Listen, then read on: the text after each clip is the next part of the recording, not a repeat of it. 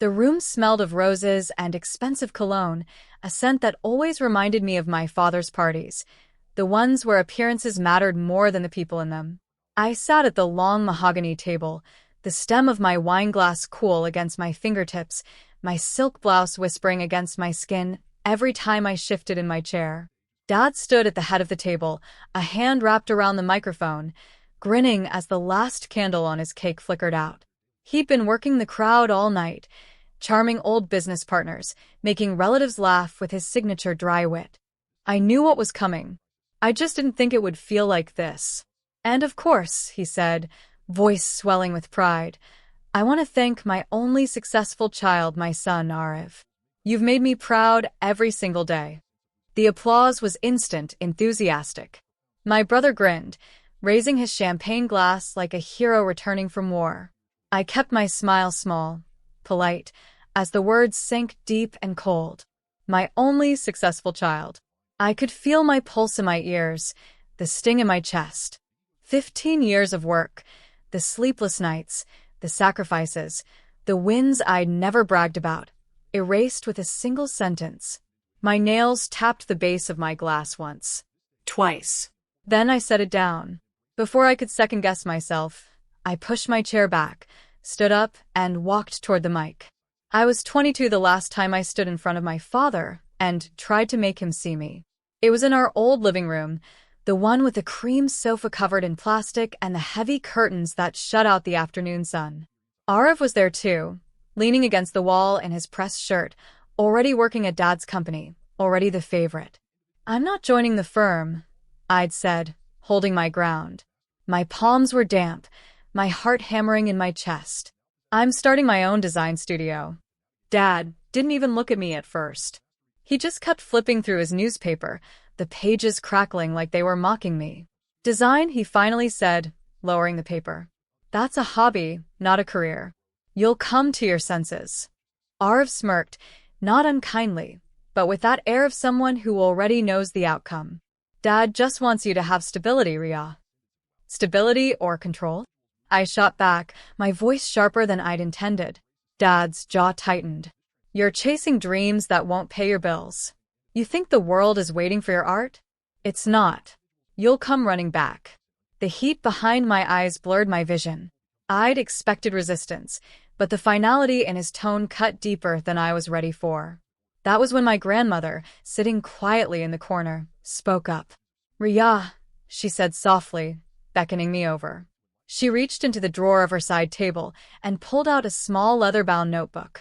The cover was worn, the edges frayed, but the gold lettering was still clear. "Write your own story." She placed it in my hands and looked me straight in the eye. "Sometimes, the people who love you the most can't see the life you're meant to live. That doesn't mean it isn't yours to live." I swallowed hard, my fingers curling around the notebook. Dad was already turning back to his paper, conversation closed. Ariv had moved on to scrolling his phone. And me? I slipped the notebook into my bag and walked toward the door. I didn't slam it. I didn't shout. I just left, my chest tight but my resolve sharper than it had ever been. I didn't know then how long it would be before I came back, or how much that little notebook would see me through. But I knew one thing. I would never again wait for his permission to be who I was. Leaving home meant starting from zero. No safety net. No father's name to open doors. Just a rented one-room apartment with peeling paint and a mattress on the floor. The first week, I ate instant noodles for dinner every night and told myself it was bohemian living. By the third week, I stopped pretending it was anything but survival. I worked days at a cramped printing shop, the kind that smelled of ink and hot paper. Evenings, I took freelance illustration jobs online, sketching late into the night with the hum of my old desk fan for company.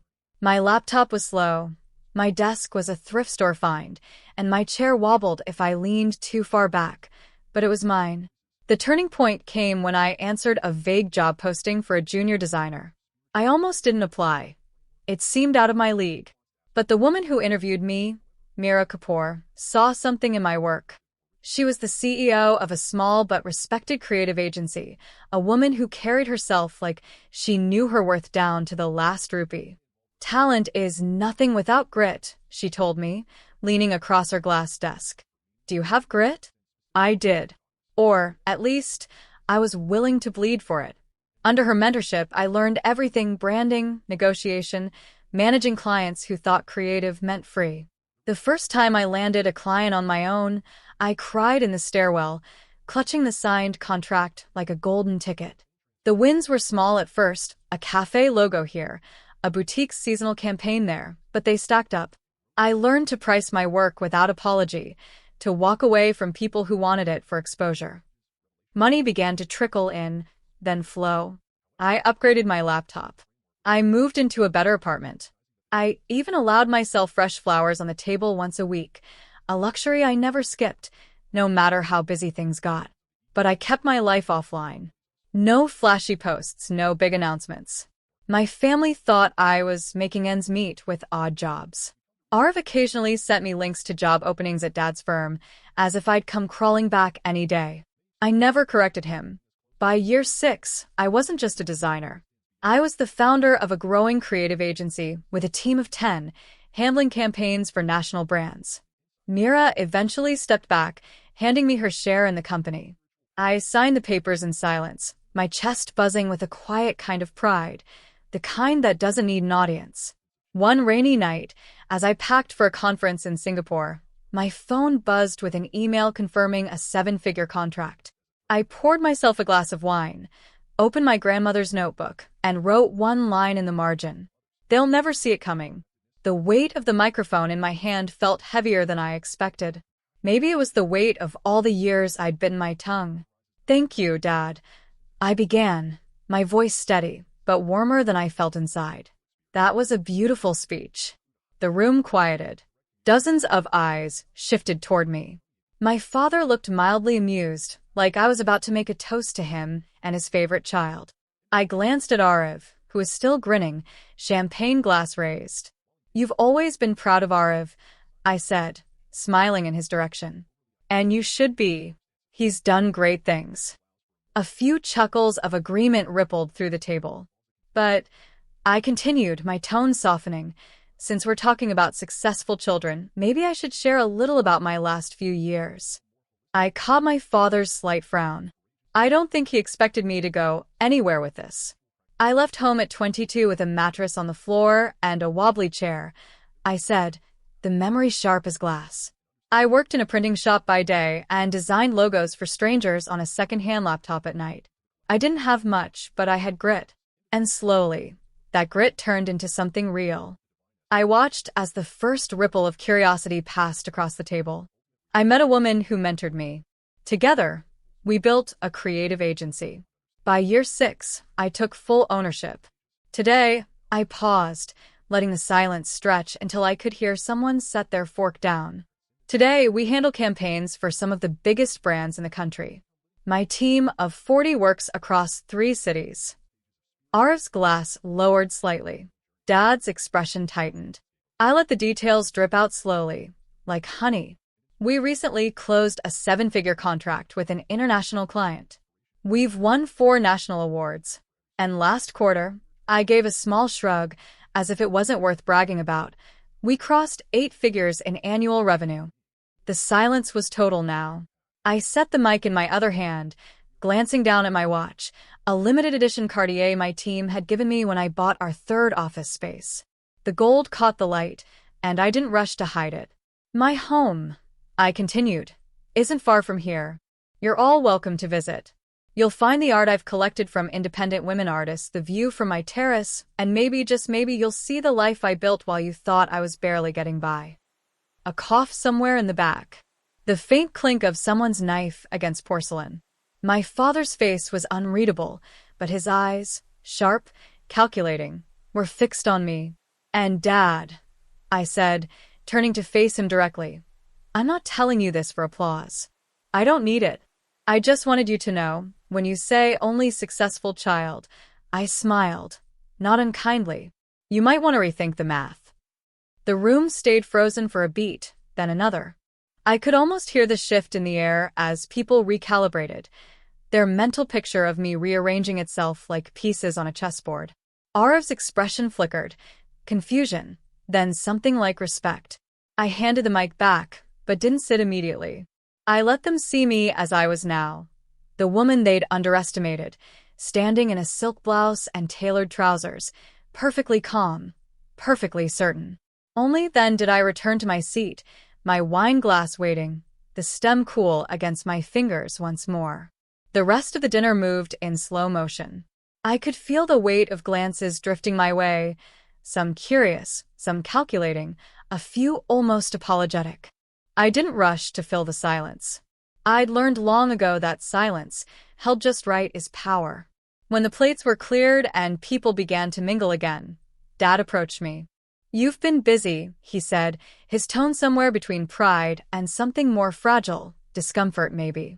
"I have," I replied simply, letting the truth settle between us. He hesitated, then asked, "Why didn't you tell us?" I looked at him steadily. "Because you never asked." His jaw tightened, but he didn't argue. Arav joined us then, still holding his half-empty glass. "Congrats, Ria," he said, sounding genuinely surprised. "That's impressive." I smiled faintly. "Thanks. But there's something I need to make clear." They both waited. I took a slow sip of wine before continuing. "If we're going to be in each other's lives, really in each other's lives, there have to be changes." Dad's brow furrowed. "Changes?" "Yes," I said, my voice even. "No more comparisons. No more belittling anyone's choices just because they don't match your definition of success. You don't have to understand my path, but you do have to respect it." I turned to Arav. "And you stop assuming I need saving." I didn't then and I don't now. If you want to share advice, make sure it's because I asked for it, not because you think I'm lost.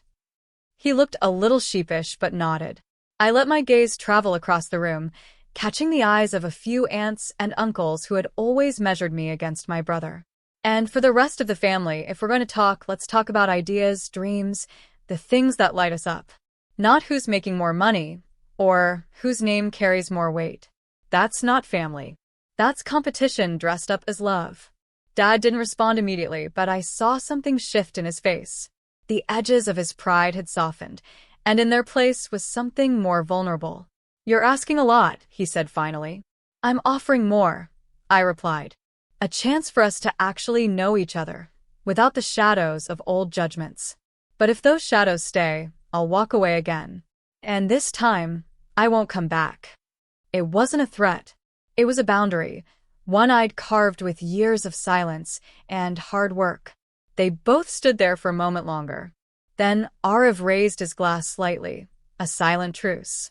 Dad didn't raise his, but he didn't turn away either. For now, that was enough. 2 weeks later, my phone buzzed with an unfamiliar number. It was Dad. "Morning," he said, his voice softer than usual. "I'm dropping something off at your office. Thought I'd see where all this magic happens." When he arrived, he stepped into the sunlit space. High ceilings, walls lined with framed campaign posters, desks buzzing with quiet focus. He walked slowly, taking it in. His fingers trailed along the edge of the conference table I'd custom designed. "You built this," he murmured. "Yes," I said, not needing to add anything else. He nodded once, almost to himself, then placed a small paper bag on my desk. "Your grandmother's old thermos. I found it in storage. She'd want you to have it." I didn't open it right away. Some things are better unwrapped when you're alone. Later, after the office emptied, I sat at my desk and pulled the thermos free, dented, paint faded, but still sturdy. I remembered how she used to fill it with chai and hand it to me before long study nights, saying, "Hot tea makes the work go faster." I set it beside her notebook, still on my desk after all these years. My fingers brushed the worn leather cover. I flipped it open to the margin where I'd once written, "They'll never see it coming." Now I added a new line beneath it. They saw it. The next Sunday, Arav called. Not to offer me a job, but to ask if I'd look at a pitch he was preparing. "You have a better eye for design," he admitted. We spoke for nearly an hour, without a single sarcastic jab between us. Change, I realized, doesn't always arrive with fanfare. Sometimes it slips in quietly, like the first hint of dawn. That night, standing on my terrace with the city lights glittering below, I thought about the girl who left home with nothing but a notebook, a dream, and the stubborn belief that she could make it. I thought about the woman who took the mic, not to win applause, but to reclaim her place in her own story. And for the first time in years, I felt no need to prove anything. I smiled, lifted my glass of wine to the night air, and whispered, "Here's to writing it my way."